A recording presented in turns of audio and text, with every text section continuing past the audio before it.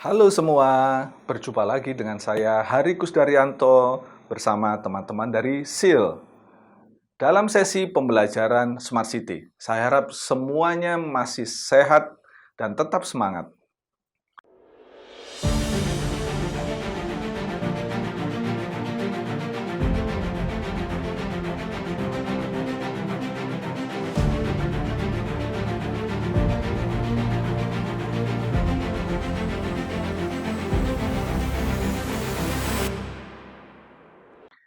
Pada episode kali ini, kita akan sama-sama belajar tentang gerakan menuju 100 Smart City. Ini adalah sebuah program pemerintah, ya, program nasional dengan ruang lingkup paling besar karena mencakup 100 kabupaten kota dari Sabang sampai Merauke. Mari kita lanjutkan. Perkembangan program Smart City yang tadinya diawali oleh industri-industri terkemuka seperti IBM, Cisco, masuk juga ke Indonesia. Mungkin 7-10 tahun yang lalu ya. Kota-kota besar seperti Jakarta atau Bandung, Surabaya ini termasuk garda terdepan dalam mengadopsi Smart City. Dinamika pelaksanaan Smart City di awal-awal tahun tersebut kemudian membuat beberapa kementerian yang kali ini dikoordinasi oleh Kementerian Kominfo pada tahun 2017 mengembangkan sebuah framework ya, sebuah pendekatan yang komprehensif, pemahaman komprehensif tentang Smart City yang sesuai dengan konteks lokal. Bersama dengan beberapa kementerian lain seperti Kemdagri, Kementerian PU, ya, Kementerian Keuangan, Bappenas, dan Kantor Staf Kepresidenan, juga berkolaborasi dengan praktisi dan akademisi, sebuah panduan nasional untuk menyusun Master Plan Smart City dilaksanakan. Dimulai pada awal 2017, gerakan menuju Smart City dibagi 3 tahap. Tahap pertama, 25 kabupaten kota yang didampingi.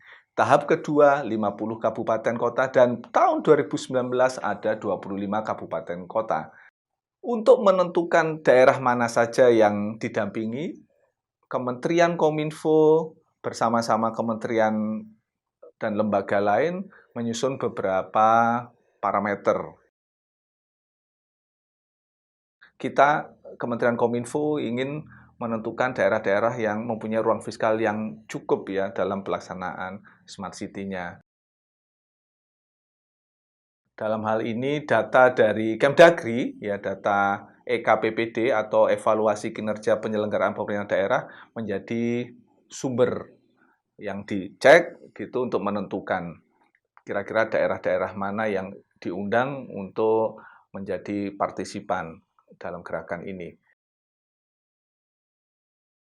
Indeks kota berkelanjutan, ya, ini indeks yang dikembangkan oleh Bappenas untuk mendorong pembangunan kota yang berketahanan iklim dan bencana, serta kota cerdas berdasarkan karakteristik fisik, potensi ekonomi, dan budaya lokal. Program dari PUPR, program pengembangan kota hijau yang juga menjadi salah satu parameter untuk assessment. Program ini mendorong pengembangan kota dengan berbagai atribut kota hijau seperti green planning, green open space, sampai green community. Parameter berikutnya adalah melihat dimensi pembangunan sektor unggulan ya. Parameter yang terakhir, Kementerian Kominfo juga melihat pemerataan wilayah yang akan menjadi daerah program atau daerah pilot untuk gerakan menuju 100 Smart City. Jadi dipertimbangkan juga keterwakilan daerah ya, dari Sabang sampai Merauke, dari kota kota besar ya ibu kota provinsi sampai di kota perbatasan. Nah, setelah dilakukan MOU, setelah dipilih, dilakukan MOU dengan kementerian, kemudian tiap daerah ini wajib untuk membentuk kelembagaan Smart City. Mengapa penting kelembagaan Smart City? Jadi ada dua jenis kelembagaan. Yang pertama adalah pembentukan Dewan Smart City.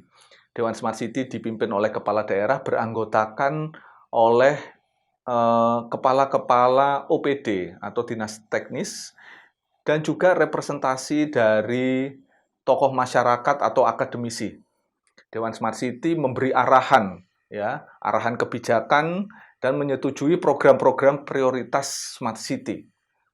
Di bawah Dewan Smart City ada namanya tim pengembang atau tim pelaksana Smart City. Seperti namanya, tim ini beranggotakan perwakilan-perwakilan dari OPD-OPD teknis. Mereka yang menyusun program kegiatan inovasi dan melaksanakannya, menganggarkan gitu sehari-hari day to day-nya setelah mendapat persetujuan dari Dewan Smart City. Tim pelaksana Smart City juga berkolaborasi dengan forum-forum Smart City. Ini perwakilan dari stakeholder yang ada di kabupaten atau kota tersebut. Karena Smart City menggunakan pendekatan pentahelix ya, jadi melibatkan semua stakeholder yang terkait di daerah. Yang kedua, ya, setelah pembentukan kelembagaan Dewan Smart City dan tim pelaksana, di setiap daerah dilakukan BIMTEK, bimbingan teknis dan fasilitasi untuk penyusunan rencana Indo atau master plan. Master plan-nya 10 tahun, di dalamnya ada analisis strategis ya, analisis SWOT, analisis visi. Jadi menyesuaikan antara visi misi kabupaten atau kota dengan visi misi atau arah Smart City-nya kemana, yang sesuai dengan konteks lokal. Karena Smart City di kota Banda Aceh pasti berbeda dengan Smart City di Kabupaten Batang. Smart City di kota Jayapura dengan karakteristiknya yang demikian, pasti juga berbeda dengan Smart City di Kabupaten Magelang. Ya. Jadi diperlukan analisis strategis, analisis kesiapan yang sesuai dengan konteks karakteristik lokal daerah. Di dalam master plan ada juga namanya peta jalan, rencana aksi, dan program unggulan. Di dalam master plan ditulis secara rinci apa saja program kegiatan inovasi, kapan dilakukan, siapa focal point, dan berapa anggarannya. Dan kalau ada kolaborasi atau co-kreasi gitu, kolaborasi dengan pihak mana saja. Dibuatkan peraturan-peraturan untuk memperkuat ya, supaya implementasinya juga ada aspek keberlanjutan. Peraturannya bisa peraturan daerah atau bisa peraturan kepala daerah.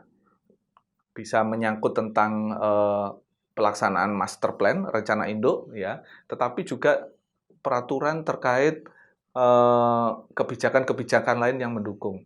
Misalnya peraturan SPBE, sistem pemerintahan berbasis elektronik di daerah, kemudian terkait satu data, terkait pelayanan publik, terkait pelaksanaan dari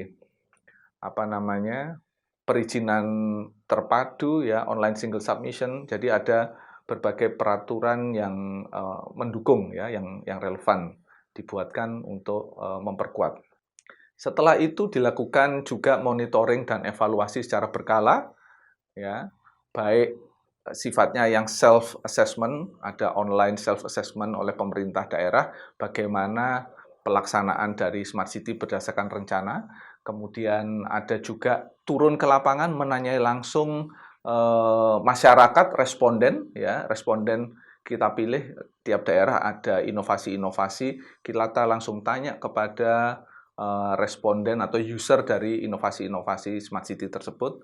Dan terakhir ada expert panel discussion, jadi pemerintah daerah dipimpin oleh pimpinan daerah pada akhir tahun nanti diuji oleh panel ya, expert panel di level nasional untuk melihat secara umum kebijakan, penganggaran, dan pelaksanaan dari program Smart City. Ini menjadi proses yang menjadi siklus yang berulang tiap tahun hingga sekarang. Jadi walaupun program Smart City menuju 100 Smart City secara resmi berakhir 2019, tetapi monitoring dan evaluasinya masih dilakukan hingga tahun ini.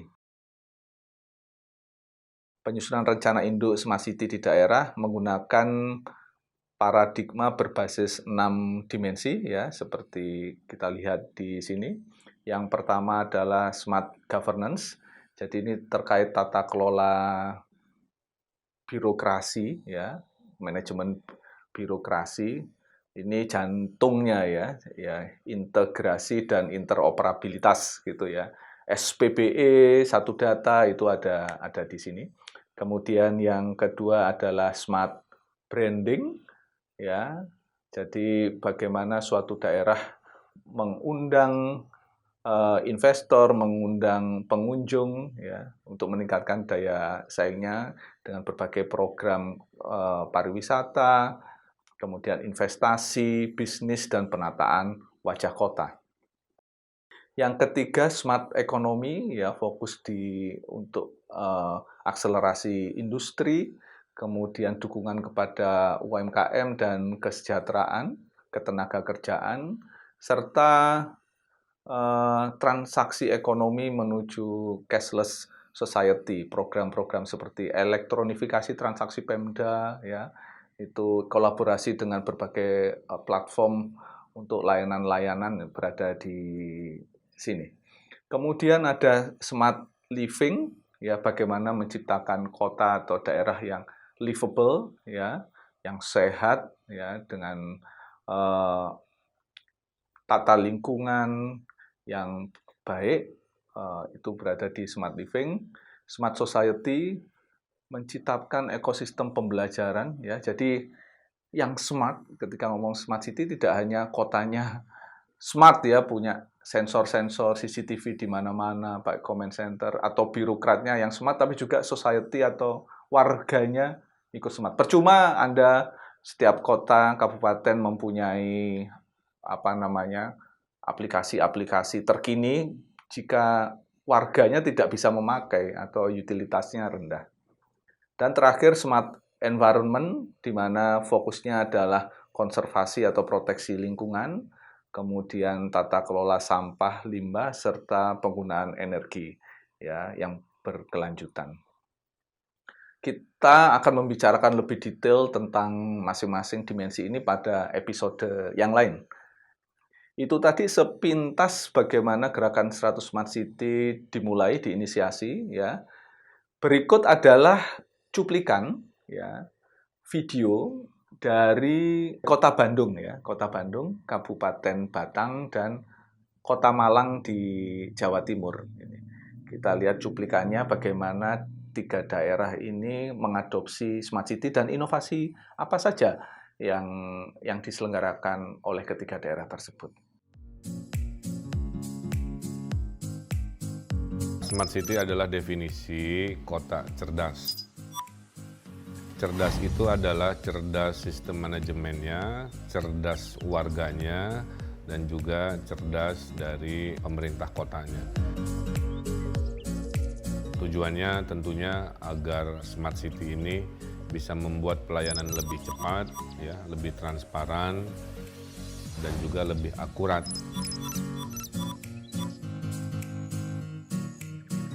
Dengan konsep ini, waktu yang dihabiskan oleh warga Bandung bisa lebih produktif ke hal-hal yang lebih dibutuhkan.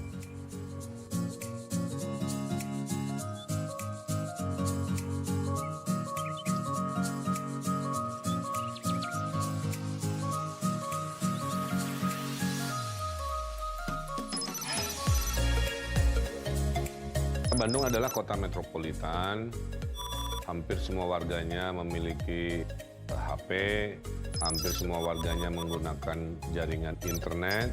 Kita tahu hari ini semua menggunakan informasi internet untuk melakukan kegiatan ekonomi, kegiatan sosial, dan lain sebagainya. Artinya, Smart City bagi warga Bandung bukan gaya-gayaan, tapi adalah sebuah kebutuhan. Dalam penataan visi dan misi pemerintah daerah Kabupaten Batang, yakni Smart City, bagian dari program kami. Kami punya master plan tentang Smart City yang harapannya dengan master plan tersebut menjadi salah satu semangat kami untuk menetapkan beberapa pelayanan publik yang difasilitasi oleh teknologi.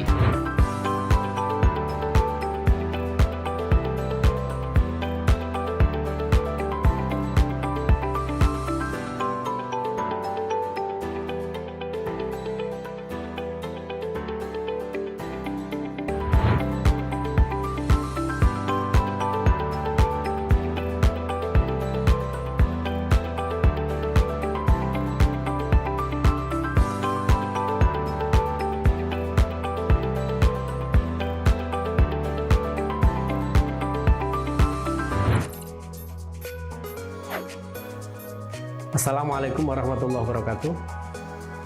Salam satu jiwa Arema, salam satu jiwa Indonesia. Bagi kami, Malang Smart City bukan hanya tataran konsep bagaimana membuat Malang menjadi masyarakat yang cerdas, lingkungannya cerdas, kehidupannya cerdas. Sebagai inovasi yang berkaitan dengan pelayanan kesehatan seperti klinik asuransi sampah serta Brexit, Braille, e-ticket, and extraordinary access for visual disabilities yang memudahkan pasien tunanetra secara mandiri mengkonsumsi obat yang telah diresepkan oleh puskesmas.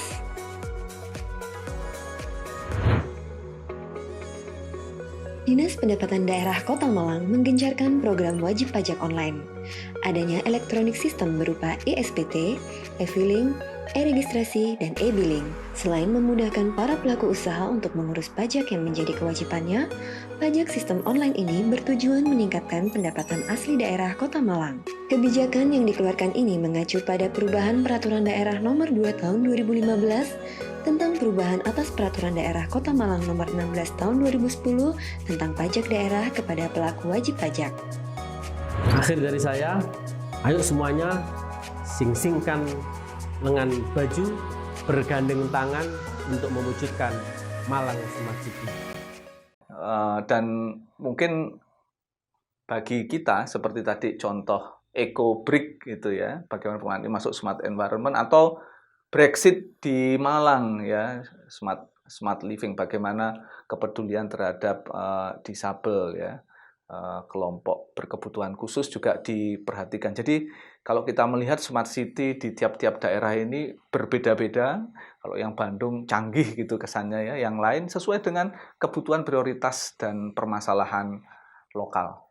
Demikian pembahasan kita mengenali secara brief tentang program Gerakan 100 Smart City di Indonesia, salah satu program paling luas coverage-nya dan masih berjalan hingga saat ini.